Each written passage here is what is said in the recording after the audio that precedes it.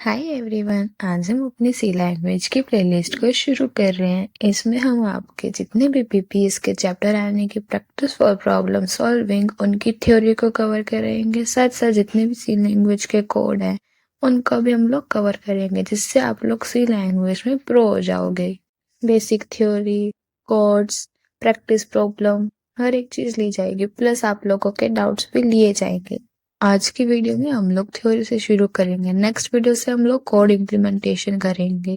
और थ्योरी में आज इसलिए करा रही हूँ क्योंकि अगर आपको बेसिक पता होगा तभी आप लोग कर पाओगे अगला, वरना आप लोग अगला भी नहीं कर पाओगे। तो आज की वीडियो छोड़ना मत भूल के भी। आज मैं आपको सी लैंग्वेज बता दूंगी, डाटा टाइप्स बता दूंगी, वेरिएबल्स बता दूंगी, ऑपरेटर्स बता दूंगी, कीवर्ड्स बता दूंगी। इतना कुछ है जो हम आज की वीडियो में जानेंगे, तो इसको छोड़ना मत। Now our first question is what is C language? C language होती क्या है? जो C language है वो एक प्रोग्रामिंग लैंग्वेज है जो एम्बेडेड सिस्टम्स में यूज की जाती है। प्लस काफी सारी जो गेम एप्लीकेशन है वो C लैंग्वेज पे ही बेस्ड है, C और C++ लैंग्वेज पे। C language is a programming language. It is widely used in programming system and software development. अभी आप लोग भी मेरे साथ साथ नोट्स बनाते रहना। दूसरा ये नोट्स मैंने इसके लिंक में भी डाल दिया वीडियो के, तो आप लोग वहां से भी इसमें से देख के बना सकते हैं। अभी आप ध्यान से सुन सकते हैं अगर आपने अभी साथ साथ नहीं बनाने तो। वैसे बेटर यही है कि आप लोग साथ साथ बनाए, आप लोगों को याद रहेगा। Now C language programming system is referred to the combination of compiler, GCC, code editor जैसे विजुअल कोड या फिर dev++, डिबगर जो डिबग करता है यानी कि कोड्स में एरर देखता है, फिर वर्जन कंट्रोल होता है इसका गिट, फिर टेस्टिंग और फ्रेमवर्क होता है इसका। ये सब पॉइंट्स भी आप लिख लेना कि प्रोग्रामिंग सिस्टम में कॉम्बिनेशन होता है compiler, code editor, debugger, version control, testing framework. It is created by Ritchie और we can say Dennis Ritchie. जो ये लैंग्वेज थी ये डेनिस रिच ने बनाई थी। अब जो डेनिस रिच थे ना वो एक अमेरिकन कंप्यूटर साइंटिस्ट थे। उन्होंने जो सी लैंग्वेज बनाई थी वो कंट्रीब्यूशन करने के लिए बनाई थी उनके यूनिक्स के ऑपरेटिंग सिस्टम में। और जो डेनिस रिच थे ना वो बेल लैब्स में वर्क करते थे। बेल लैब मतलब जो टेलीफोन की लेबोरेटरीज होती है वो। और जो बेल लैब्स थी, रिसर्चर्स ने वॉन किए थे at least 9 Nobel prizes in their scientific achievements. Dennis Ritchie ने 1972 में सी लैंग्वेज बनाई थी।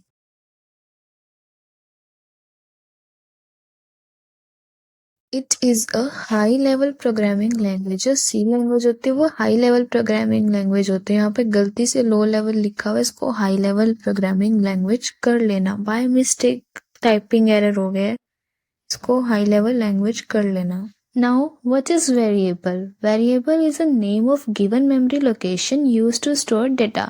अब जो वेरिएबल होएगा वो नेम होएगा एक गिवन मेमोरी लोकेशन का जहाँ पे हमने डाटा को स्टोर करना है। जैसे हम ले लेंगे इंट एज सेमीकोलन। अब जो वहाँ पे एज होगा वो हमारा वेरिएबल होएगा जिसमें हम किसी की भी एज को स्टोर करा सकते हैं। और जो इंट होएगा उसका वो डेटा टाइप होएगा।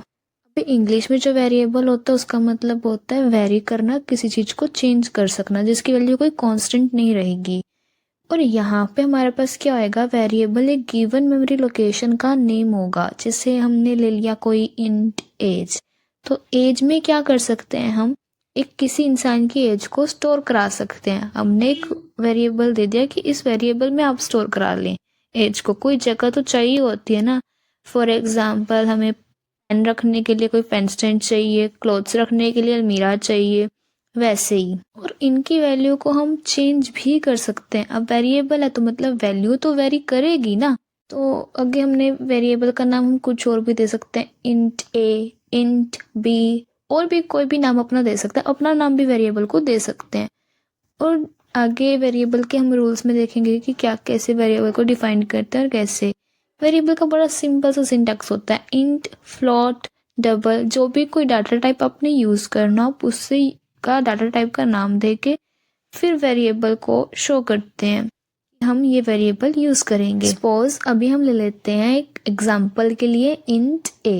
Here int is a name of data type and A is the variable name. ये डाटा टाइप है, वो क्या बताएगा कि किस टाइप की वैल्यू को आप स्टोर करा रहे हैं। जैसे मैंने इंट ए लिया तो मैं सिर्फ इंटीजर टाइप की वैल्यूज को स्टोर करा सकती हूँ। अगर मैं फ्लोट लेती तो मैं सिर्फ फ्लोट टाइप की वैल्यूज को स्टोर करा पाती। फ्लोट का मतलब है कोई डेसिमल टाइप की वैल्यू को। अगर मैं करेक्टर लेती तो मैं करेक्टर टाइप की वैल्यू को ही स्टोर करा सकती थी सिर्फ। ये जब मैं आपको आगे डाटा टाइप्स बता दूंगी ना तो आपको सब समझ आ जाएगा कि मैं क्या कह रही हूँ। अभी हम वेरिएबल पे फोकस करते हैं। तो वेरिएबल क्या है? Name of memory location which is use to store information और data we can say. Now let's take one more example. int age. Here int is a data type, means which type of data we need to store, किस type का data हमें store कराना है। और मैं already उसकी explanation बता चुकी हूँ। इंटीजर टाइप का, फ्लोट टाइप का, डबल या फिर करेक्टर, स्ट्रिंग, काफी सारे डाटा टाइप्स होते हैं हमारे पास। And here we are storing integer type data. And age is a variable used to store age of integer type.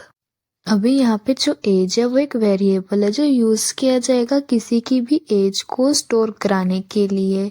और मेरे को लगता है जितने आराम से प्यार से बार बार मैं एक ही चीज को बता रही हूँ अब तक तो याद हो जाना चाहिए साथ साथ ही। मेरे को लगता है आज के लेक्चर को रिवाइज करने की भी जरूरत है, बट फिर भी आप लोग एक बार अपने लेक्चर को रिवाइज करना। जो नोट्स लिखोगे ना थोड़े दिन बाद पढ़ लेना, इन्हें रिवाइज करते रहना, साथ साथ सारे टॉपिक को ब्रश अप कर लेना।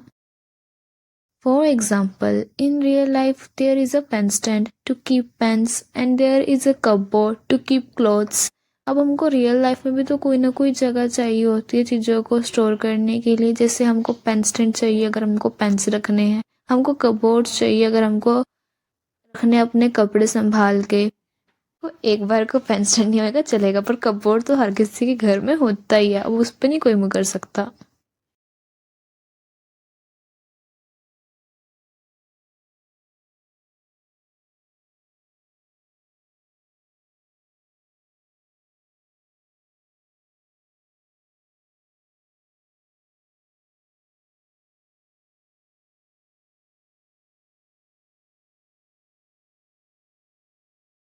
अब ना वेरिएबल को लिखने के भी ना कुछ रूल्स होते हैं। और मैंने तो जब खुद भी ये पढ़ा था ना तो इसको लिखने के रूल्स कुछ ऐसे सोचे थे कि जैसे कोई इंस्टाग्राम आईडी को बनाना।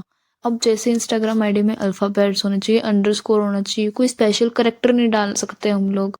तो वैसा ही कुछ वेरिएबल की नेम में हम सब करते हैं। सो पहला रूल क्या है? स्टार्ट विद द लेटर और underscore, can not start with the number. Remember this point. Now second point is case sensitive, मतलब माई वेयर और अगर कैप्स लॉक में लिखा है और यही सेम स्मॉल में लिखा है तो दोनों डिफरेंट डिफरेंट कंसीडर होंगे, दोनों सेम कंसीडर नहीं हो सकते।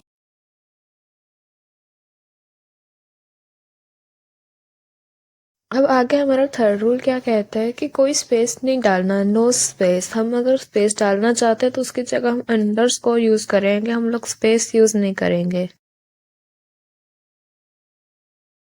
You can use underscore instead of space. For example आप लोगों ने रोल नंबर लिखना है, अब रोल और नंबर के बीच में आप लोग स्पेस नहीं डाल सकते। You can use underscore instead of space.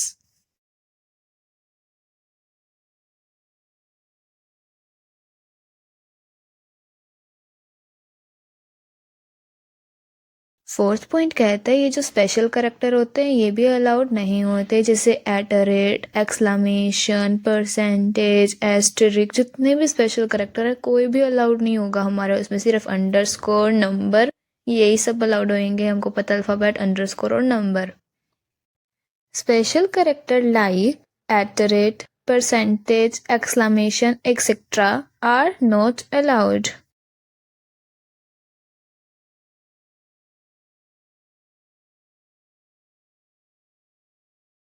अभी वेरिएबल के रूल्स को समझने के लिए मैंने आप लोगों को पहले बताया था हम यूज़ करते हैं एक एग्जांपल का विच इज़ इंस्टा आईडी। जैसे हम इंस्टा आईडी में अंडरस्कोर यूज़ कर लेते हैं, अल्फ़ाबेट यूज़ कर लेते हैं, न्यूमेरिक्स यूज़ कर लेते हैं, यानी कि नंबर्स यूज़ कर लेते हैं, बट हम स्पेस यूज़ नहीं कर सकते, कोई स्पेशल करेक्टर यूज़ नहीं कर सकते। सेम रूल्स ऑफ वेरिएबल में रखते हैं हम।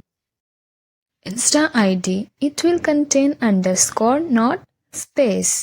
or we can say instead of space we can use underscore in Insta ID, and as well as it will contain number and character but not contain special characters.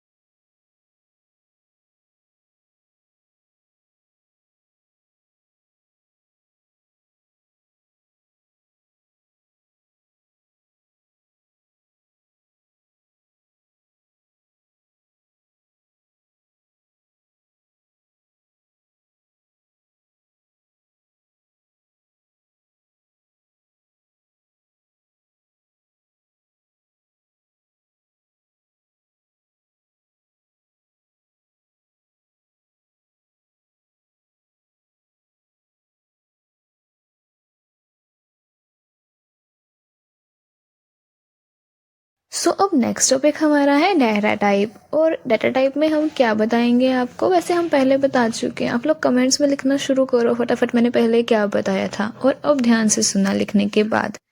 Data type मैंने बताया था कि जो हम किस type का data use करेंगे, किस टाइप की वैल्यू हम स्टोर कराना चाहते हैं। जैसे अगर हमने इंट यूज़ किया तो इंटीजर टाइप का डाटा हम स्टोर कराना चाहते हैं, फ्लोट यूज़ किया तो डेसिमल टाइप का, डबल यूज़ किया तो वो भी डेसिमल टाइप का होता है बट थोड़ा साइज़ ज़्यादा उठाता है वो। और उसके बाद और भी करैक्टर टाइप, स्ट्रिंग टाइप, काफ़ी सारे डाटा टाइप्स हैं, हम इस टेबल में पढ़ेंगे और उनके साइज़ देखेंगे कौन सा कितनी बिट का या कितनी बाइट का साइज़ जो है उठाता है। वैसे ये टेबल ना आप लोग घर से याद कर लेना, यानी कि मतलब जो भी आप लोग वीडियो देख रहे हो उस वीडियो के बाद आप लोग याद कर लेना, क्योंकि ये ईजी रहेगा आप लोगों की मेमोरी के लिए।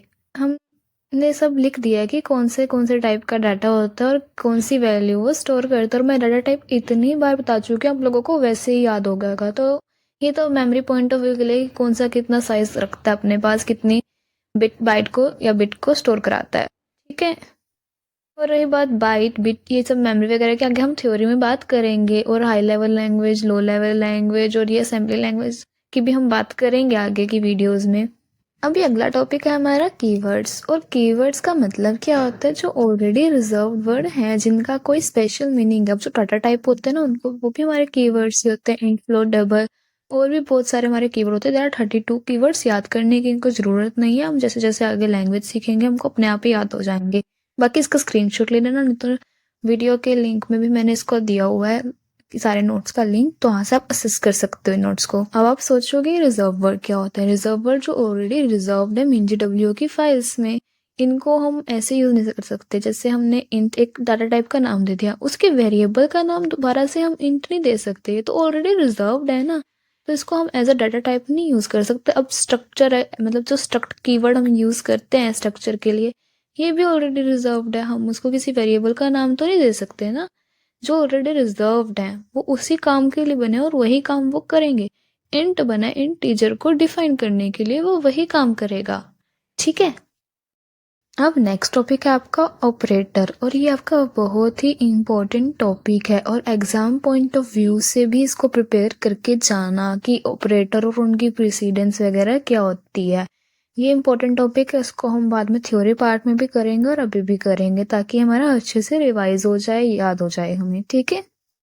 अब ऑपरेटर होते क्या हैं? Operator are the symbol that use to perform operation on the variable. Operator symbol होते हैं जैसे प्लस, माइनस, मल्टीप्लाई, डिवाइड, जो ऑपरेशन किस पे करते हैं, वेरिएबल्स पे, A B C D, इन पे हम डिक्लेयर कर देंगे इंट A, और बाद में उस पर कोई ऑपरेशन परफॉर्म कर देंगे, जैसे इंट A और इंट B को डिक्लेयर कर दिया, फिर बाद में हम करा देंगे int A plus B। Simple, बहुत सिंपल रहेगा, आगे चल चल के आपको इतना इजी लगेगा ना सब, देखना आप। अब सबसे पहले हमारे पास होते हैं अर्थमेटिक ऑपरेशंस, और ये तो आप लोग बचपन से पढ़ते आ रहे, आप लोगों को अभी तक याद ही होगा। Plus, minus, multiply, divide, modulus, सबके काम आप लोगों को पता होंगे। मुझे नहीं लगता मुझे इनको डिटेल में बताने की जरूरत है। अब आगे हमारे आते हैं रिलेशनल ऑपरेटर। इनको हम कंपैरिजन ऑपरेटर भी कहते हैं क्योंकि ये काम आते हैं कंपैरिजन करने के लिए। For example a equals to b, यानी कि a और b आपस में इक्वल हैं या नहीं है। For example 4 equals to is equals to 4 कि 4 इक्वल है 4 के। अब नॉट इक्वल्स टू डाल दूं मैं तो आ जाएगा 4 नॉट इक्वल्स टू 5 कि 4 और 5 आपस में इक्वल नहीं है। उसके बाद greater than equal to less than equals to less than greater than, ये सब आपको पता होंगे। ठीक है, ग्रेटर देन इक्वल्स टू का एक एग्जांपल लेते हैं, जिससे हमको चाहिए कुछ नंबर जो 7 से बड़े प्लस 7 के बराबर भी हों। अगर ग्रेटर देन इक्वल्स टू है तो 7 से बड़े और 7 के बराबर वाला भी चलेगा। 7 इक्वल्स टू 7 और ग्रेटर देन उससे जितने भी होंगे। हाँ, खाली ग्रेटर देन हो तो वहां पे 7 इंक्लूड नहीं होगा। Same less than equals to में और लेस देन में यही सब रहता है। ठीक है, इसके बाद लॉजिकल ऑपरेटर होते हैं एंड और नॉट। अब जब हम करेंगे ना लूप्स या फिर इफ एल्स स्टेटमेंट्स, तब हम इसके बारे में अच्छे से समझेंगे। ठीक है, उसके बाद हमारे आते हैं बिटवाइज ऑपरेटर। बिटवाइज ऑपरेटर क्या होते हैं? जो बिट लेवल पे होंगे, जैसे एक बिट उठाएंगे, 1 बिट एंड, 1 बिट और, 1 बिट एक्सॉर, ऐसे ही 1 बिट कॉम्प्लीमेंट, ये सारे हमारे बिटवाइज ऑपरेटर रहेंगे जो बिट लेवल पे रहेंगे। ठीक है, उसके बाद हमारे आता है असाइनमेंट ऑपरेटर्स। असाइनमेंट ऑपरेटर जो असाइन करते हैं वैल्यू। पहला आता है हमारा simple assignment operator which is equals to. उसके बाद हमारे अर्थमेटिक ऑपरेशंस के साथ हम असाइनमेंट ऑपरेटर का यूज कर सकते हैं। For example plus and equals to साथ में हमने लगा दिए तो इसका मतलब क्या हो जाएगा? अब हमारे पास सपोज करो है a plus equals to b। इसका मतलब होगा a is equals to a plus b। Same minus equals to के साथ, प्लस इक्वल्स टू के साथ, मल्टीप्लाई इक्वल्स टू के साथ, डिवाइड इक्वल टू के साथ, मॉडुलस इक्वल्स टू के साथ। ठीक है, अब उसके बाद हमारे आते हैं इंक्रीमेंट और डिक्रीमेंट ऑपरेटर। जिससे अगर हमने किसी वैल्यू को बाय 1 इंक्रीज करना है, 5 प्लस प्लस तो वो जाएगा 6, प्लस प्लस 5 वो भी 6 होएगा। प्री और पोस्ट भी होते हैं। इनका लॉजिक ना जब हम प्रोग्राम करेंगे तब समझ आएगा। जैसे प्री में क्या होगा, पहले इंक्रीमेंट कर देगा फिर शो, और पोस्ट में क्या होगा, पहले शो कर देगा फिर इंक्रीमेंट। ठीक है, ऐसे ही रहेगा डिक्रीमेंट में भी सेम। ओके, उसके बाद हमारे आते हैं कंडीशनल ऑपरेटर। और ये जो ऑपरेटर होते हैं इफ एल्स में यूज होते हैं कंडीशन चेक करने के लिए किसी भी। इसका सिंटेक्स जैसा मैंने दिखाया वैसे रहेगा। पहले जो हमने कंडीशन चेक करनी है वो कंडीशन डाल देंगे, फिर ट्रू वैल्यू, फिर कॉलन, फिर फॉल्स वैल्यू। ठीक है, बिल्कुल सिंपल है, हो जाएगा सब। अब स्पेशल ऑपरेटर होते हैं जैसे साइज ऑफ, एड्रेस, पॉइंटर। अब जो ये साइज ऑफ है वो रिटर्न करता है साइज को कि किस बाइट का आप साइज जो है यूज कर रहे हैं। ठीक है, उसके बाद हमारे पास है एड्रेस। एम्परसेंट यूज करते हैं हम एड्रेस के लिए, और ये आपका किस जगह पे आपकी वैल्यू स्टोर है उसका एड्रेस दे देगा। उसके बाद हमारे पास पॉइंटर। डाटा स्ट्रक्चर जो होता है उसमें लिंक लिस्ट में हम पॉइंटर का बहुत ज़्यादा यूज़ करते हैं क्योंकि हम एक को दूसरे से लिंक कराते हैं, तो पॉइंटर लिंक के लिए यूज़ होता है। ठीक है, उसके बाद जो कोमा है हमारा वो भी एक स्पेशल ऑपरेटर होता है। यूज़ किया जाता है मल्टीपल एक्सप्रेशन को लिखने के लिए एक लाइन में, जैसे int a comma b semicolon, int a comma b comma c semicolon. तो मल्टीपल हम लिख रहे हैं ना चीजें इसमें, तो कोमा भी हमारा यूज होता है। Miscellaneous operator is our last operator. अब इसमें क्या होगा, ये यूज किए जाते हैं मेंबर सिलेक्शन के लिए, टाइप कास्टिंग के लिए, फंक्शन कॉलिंग के लिए, फिर एरे के लिए। ठीक है, अब ये सब कंसेप्ट आ गया ना हमारे पास अपने आप में। एरे, फंक्शन, ये सारे टॉपिक हैं तो हम उसमें समझ लेंगे कोडिंग के टाइम पे ये है क्या क्या। ठीक है, अब हमारे पास है ऑपरेटर प्रेसिडेंस। मतलब किस ऑपरेटर को हम हायर प्रेसिडेंस दें, किसको लोवेस्ट प्रेसिडेंस दें। अगर एक एक्सप्रेशन में 3 से ज़्यादा ऑपरेटर यूज हैं तो कौन पहले हम यूज़ करें, कौन सी प्रेसिडेंस को हम हाईएस्ट रखें। तो सबसे पहला आता है पैरेंथेसिस। अगर किसी एक्सप्रेशन में पैरेंथेसिस है तो पैरेंथेसिस के अंदर वाला पहले हम सॉल्व करेंगे, जैसे इस एक्सप्रेशन में किया हुआ है। इसमें क्या है, 2 plus parenthesis 3 star 4 parenthesis close. तो हमने पहले पैरेंथेसिस के अंदर वाला सॉल्व कर लिया। 3 star 4 is equals to 12 plus 2 किया तो आंसर इज 14। ठीक है, अब उसके बाद हमारे पास आते हैं यूनरी ऑपरेटर, जैसे इंक्रीमेंट, डिक्रीमेंट, माइनस, बाइटवाइज नॉट, ये सब। अब अगर हमारे पास कोई एक्सप्रेशन है -5 प्लस 3 तो आंसर आएगा -2, यानी कि जैसा बड़ा साइन होता है उसका आंसर में आ जाएगा साइन, है ना। और ये लॉजिक तो हम बचपन से पढ़ते आ रहे हैं यार।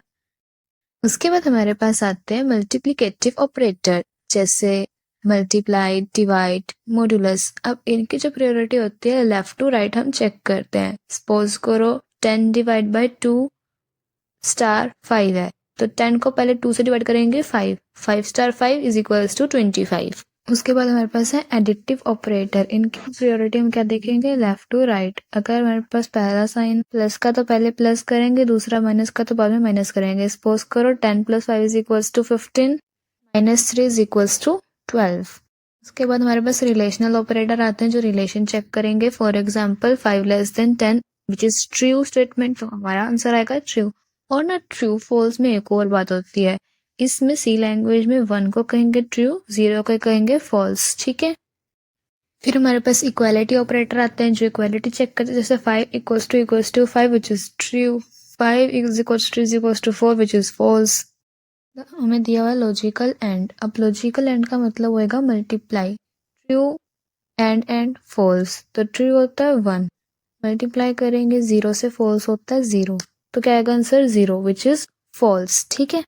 फिर आएगा हमारा लॉजिकल और का मतलब होता है प्लस, ट्रू का मतलब 1, फॉल्स का मतलब 0, 0 प्लस 1 इज इक्वल्स टू 1, तो आंसर इज ट्रू। उसके बाद हमारे असाइनमेंट ऑपरेटर होते हैं जो एवेल्यूएट होते हैं लास्ट से। For example x is equals to 5 plus 3, x is equals to 8 is answer. अब अगर हमारे पास सेम प्रेसिडेंस के ऑपरेटर आ जाते हैं तो हमने क्या करना, अगर अर्थमेटिक ऑपरेटर आ जाते हैं तो लेफ्ट टू राइट, यूनरी आ जाते हैं तो राइट टू लेफ्ट सॉल्व करना होना है, ठीक है। So hope so guys this is enough for today lecture and hope so you all enjoy this lecture. Also be with me in this journey of C language. Bye bye. Tada.